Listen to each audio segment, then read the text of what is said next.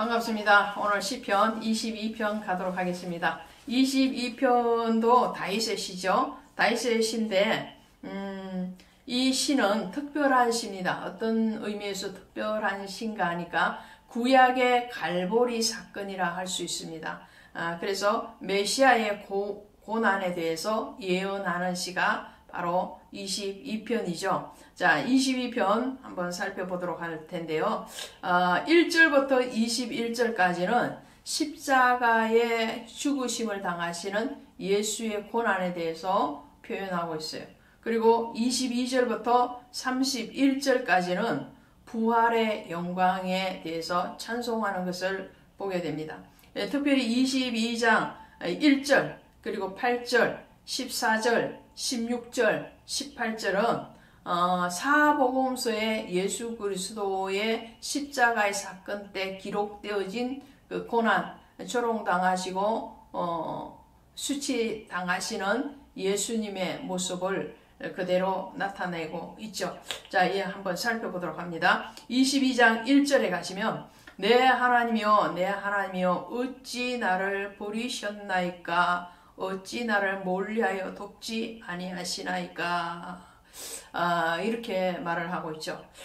이 말씀이 마태복음 27장 46절이나 마가복음 15장 34절에 가면 예수님께서 십자가 위에서 죽으시기 전에 부르짖는 소리가 그대로 인용되고 있어요. 그때 예수님이 말씀하시기를 엘리 엘리 라마 사박다니라고 말씀하시죠. 이 말이 우리말로 풀이하면 내 하나님이여 하나님이여 하나님이여 어찌하여 나를 버리셨나이까, 이 아주 고통스러운 소리를 예수님이 하시는 것을 보게 되죠. 하나님이 예수님이 십자가에 지시고 죽으시는 그 순간 침묵하실 수밖에 없죠. 예수님이 어찌하여 나를 버리시나이까 라고 말을 할 때도 하나님의 응답이 그 순간에는 들려지지 또 보여지지도 않죠. 그렇게 해야만 되는 거예요. 왜 그렇습니까? 아브라함이 이삭을 앞장세우고 모리아산을 향해서 올라갈 때에 그 마음이죠. 하나님 앞에 순종되어지기 위해서 아브라함은 또 이삭을 다시 살리심에 대해서 믿으면서 묵묵히 걸어갑니다. 성부 하나님께서 예수 그리스도께서 고난 가운데 있을 때, 십자가의 그 죽으심 가운데 있을 때 침묵하실 수밖에 없었던 것은 예수 그리스도께서 죽으셔야지만이 우리를 살리실 수 있기 때문에 그렇죠. 주님은 자신의 죽음을 이미 알고 계셨고 그 죽음에 대해서 당당하고도 기쁜 마음으로 순종되어지고 있는 것을 보게 되죠. 그것이 1절의 말씀이에요. 그리고 오늘 또 살펴볼 것이 7절 8절이죠. 7절 8절에 가시면 나를 보는 자가 다 나를 비웃으며 입술을 삐죽거리고 머리를 흔들며 말하되 그가 여호와께 의탁하니 구원하실 걸 그를 기뻐하시니 건지실 걸 하나이다 라고 말을 해요. 자, 이 말씀도 마태복음 27장 43절에 나가면은 인용이 되어 있습니다. 예수님이 십자가 위에 있을 때에 아래에 있던 그 군졸들은 예수님을 비웃죠. 아주 조롱합니다. 내가 정말 하나님의 아들이거든. 그 십자가 위에서 내려와 보라. 다른 모든 사람은 구원하면서 너는 너 자신을 구원하지 못하느냐라고 조롱하고 비웃는 것을 보게 되죠. 그 모든 수치에 대해서 주님이 참으신 그 십자가 위에서 내려오실 수 있죠.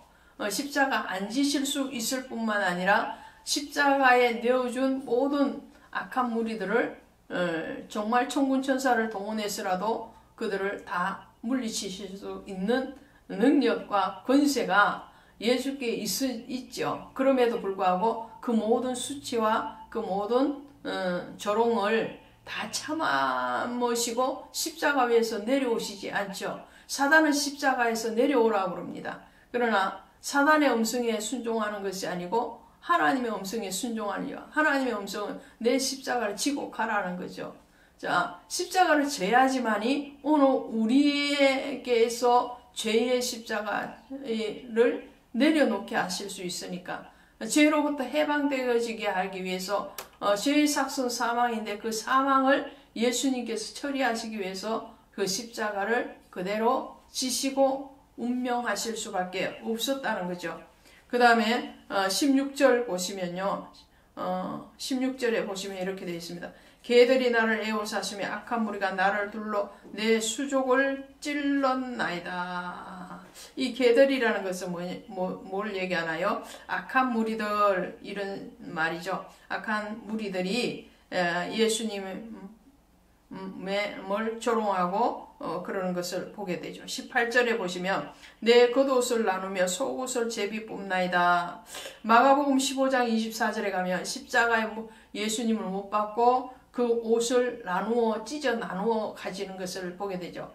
예수님은 정말 그 옷 하나까지라도 다 내어주신 바 되는, 얼마만큼 내어주신가 되는가 14절에 보시니까 이렇게 되어 있어요. 나는 물같이 쏟아졌으며 내 모든 뼈는 어그러졌으며 내 마음은 밀랍 같아서 내 속에서 녹았으며, 예수님께서 십자가 위에서 죽으실 때에 물과 피를 다 쏟으시죠.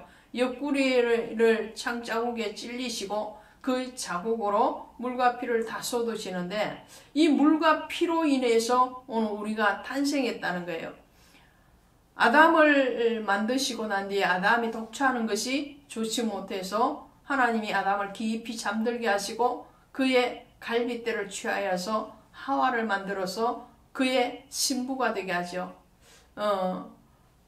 그를 돕는 배필로 삼아 주십니다. 그런데 그때 아담의 그 허리, 갈비뼈라는 그 히브리어와 예수님의 옆구리라는 그 히브리어가 원어가 똑같다는 거예요. 젤라어라는 거죠. 근데 그 언어의 속성이 같다는 것은 아담의 갈비뼈를 취하해서 만들어진 하와가 아담을 돕는 아내 배필이 되어진 것 같이, 오늘 예수 그리스도께서 십자가 위에서 옆구리에서 흘러나온 그 물과 피를 다 쏟으심으로 오늘 누구를 낳았다는 거예요? 저와 여러분을 낳고 저와 여러분을 만들었다는 거예요. 그럼 저와 여러분은 누구의 신부가 되는 거예요? 둘째 아담이신 예수 그리스도의 신부가 되는 거죠. 하와가 아담의 신부가 된 것 같이 오늘 저와 여러분은 둘째 아담이신 예수 그리스도의 신부로 그의 물과 피를 쏟으셔서 그의 옆구리에서 우리를 낳으셨다는 거죠. 여기에 대해서 요한 1서 5장 6절에 가면 물과 피로 임하신 예수 그리스도라고 말씀합니다.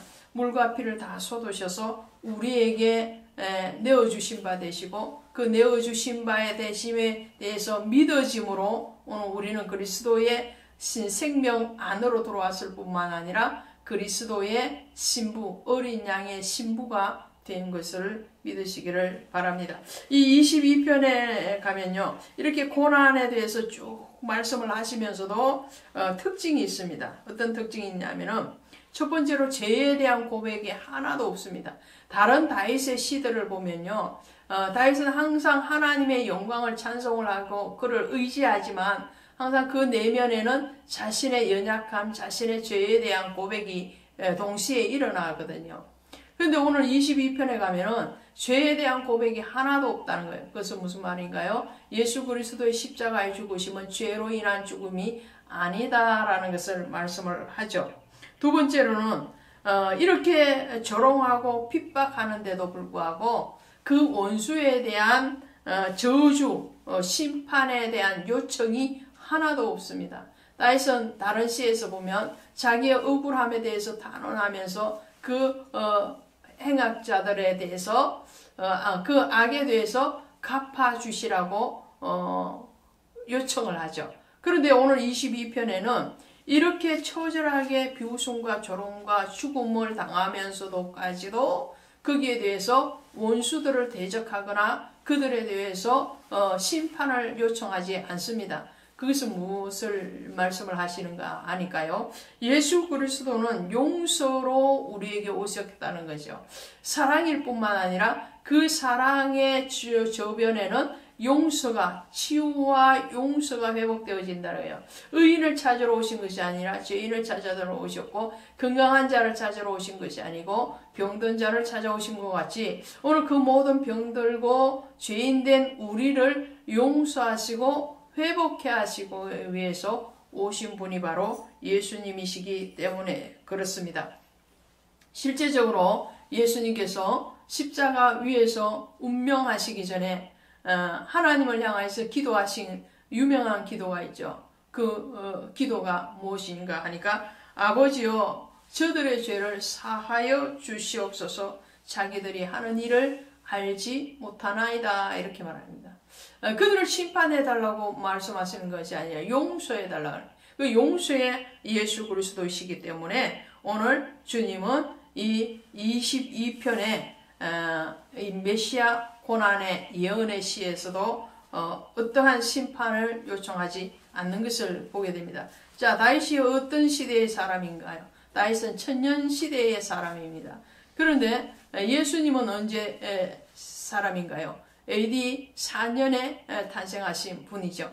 그러면 천년의 간격을 거슬러 올라가서 다윗이 지금 이 22편을 기록하고 있는데 그럼에도 불구하고 천년 이후에 예수님이 갈보리 산에서 지시는 그 십자가의 순환과 고난에 대해서 아주 정확하게 거기에 대해서 기술하고 있다는 것은 무슨 말인가요? 이것은 다윗이 기록해서나 다윗의 어떤 자의적인 해석으로 기록되어진 것이 아니고 성령의 감동하심으로 기록되어졌다는 것을, 그러므로 성경은 1.1획도 변함이 없을 뿐만 아니라 하나님의 영, 성령에 의해서 기록되어졌다는 것을 다시 한번 우리에게 말씀하고 계십니다. 고맙습니다.